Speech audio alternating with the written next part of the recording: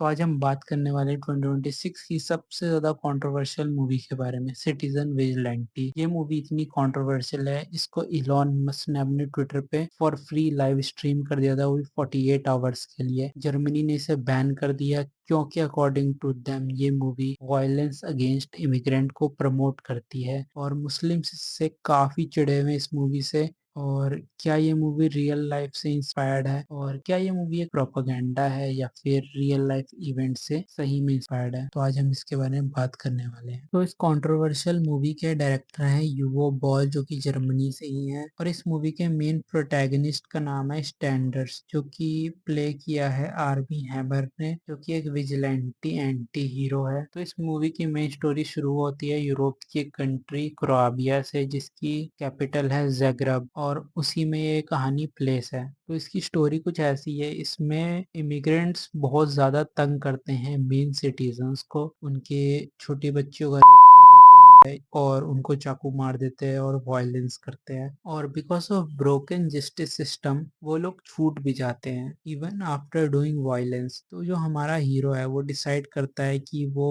उन लोगों को जस्टिस अपने हिसाब से दिलाएगा, और वो एक रैम्पेज पे चला जाता है with his military skills and generational wealth. वो एक यूएस सिटीजन है जो कि यूएस में सोल्जर रह चुका है, एक्स सोल्जर एक्चुअली, और उसके फादर मर चुके हैं, तो वो बहुत सारा पैसा और एक बिजनेस छोड़ के गए हैं, और उसी पैसे की मदद से ये गन खरीदता है और टेक्नोलॉजीज खरीदता है, सम सॉर्ट ऑफ बैटमैन आप कह सकते हो।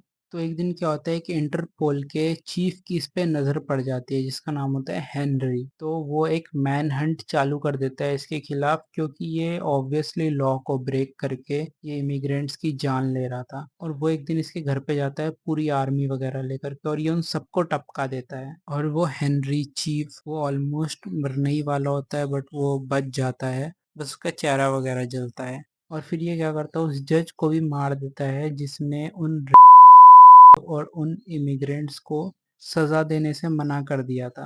और इसमें एक लड़की होती है जिसकी उम्र होती है सिर्फ 14 साल, और 6 इमिग्रेंट टीनेजर्स मिल करके इसका रेप कर देते हैं।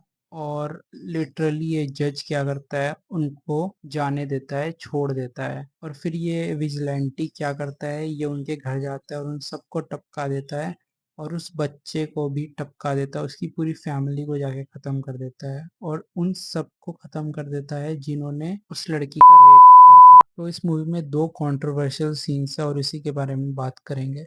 तो इसमें एक कंट्रोवर्शियल सीन है जिसमें ये सारे मुस्लिम्स को टेररिस्ट कह रहा होता है, और एक सीन में ये उस रेपिस्ट बच्चे के फादर से पूछता है कि तुम ये अपने बच्चों को कौन सी एजुकेशन दे रहे हो। तो वो फादर कहता है मैं इन्हें वही एजुकेशन दे रहा हूँ जो जो हमारी रिलीजियस बुक में लिखी हुई है, और फिर ये उन सबको मार देता है, even his mom, his sister. तो देखो इस मूवी में यही दिखाया गया है कि जो लड़के उस बच्ची का रेप करते हैं वो सारे ही मुस्लिम्स होते हैं। तो अब चलो बात करते हैं, क्या ये मूवी रियल लाइफ इवेंट पे बेस्ड है।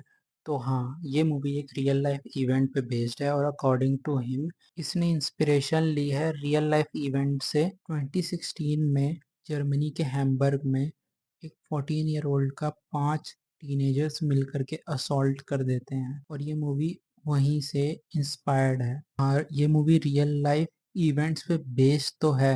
तो अब चलो बात करते हैं, क्या ये मूवी प्रोपेगेंडा मूवी है। तो देखा जाए हाँ, ये मूवी एक प्रोपेगेंडा मूवी है, क्योंकि इसने मूवी में दिखाया है वो जितने भी बंदे जिन्होंने उस लड़की का असॉल्ट किया था 14 ईयर ओल्ड का, वो सारे ही मुस्लिम थे। लाइक उनके नेम थे अब्दुल, याकूब, इस तरीके के उनके नेम थे। बट इन रियल लाइफ उसमें से एक भी मुस्लिम नहीं था, वो सारे ही सर्बियन और जर्मन थे, और सारे ही क्रिश्चियन ओरिजिन के थे, उसमें से एक भी मुस्लिम नहीं था। और उसमें से एक अडल्ट था 21 ईयर ओल्ड का, जिसको 4 साल की जेल हुई, और उसमें एक लड़की थी जो फिल्म कर रही थी, उसको एक भी जेल नहीं हुई, और बाकी 3 को कोर्ट ने रिहा कर दिया फॉर नो रीजन। फिर पब्लिक का बहुत प्रेशर बना, मीडिया का प्रेशर बना, पब्लिक के बहुत सारे पटिशन्स आए, फिर जाकर के इस केस को 2018 में फिर से खोला गया, और फिर उन टीनेजर्स को 2 से 3 साल की सजा दी गई। में से जो अडल्ट 21 ईयर ओल्ड सर्बियन था उसे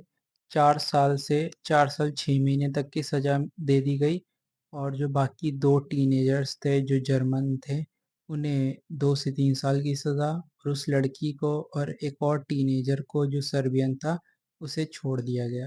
क्योंकि उन्होंने कुछ ज़्यादा बुरे काम नहीं किए थे इसीलिए उन्हें छोड़ दिया गया।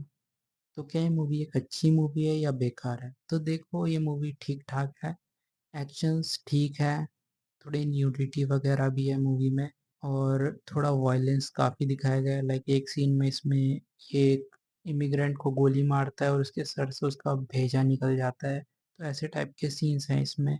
बाकी ये कुछ ज़्यादा हाई बजट एक्शन मूवी नहीं है और लोग इसको धुरंधर से कंपेयर कर रहे हैं। धुरंधर के ये आस-पास भी नहीं आती इन टर्म्स ऑफ एक्शन और ये कोई ऐसी मूवी नहीं है जो हॉलीवुड में ना बनी हो। ये बस इलॉन मस्क और जर्मनी बैन की वजह से पॉपुलर हो रही है। That's it. तो ये मूवी ठीक-ठाक है, अगर आपको देखनी है तो देख सकते हो, यूट्यूब पे फ्री है और कमेंट्स में आप अपना ओपिनियन दे सकते हो उस मूवी के बारे में कि ये मूवी आपको कैसी लगी, देखनी चाहिए, नहीं देखनी चाहिए। मैं कहता हूँ इससे अच्छी मूवीज़ हैं, तो ये आपके ऊपर है, आपको देखनी है तो देखो, नहीं देखनी मत देखो। बाकी it is a propaganda movie against Muslims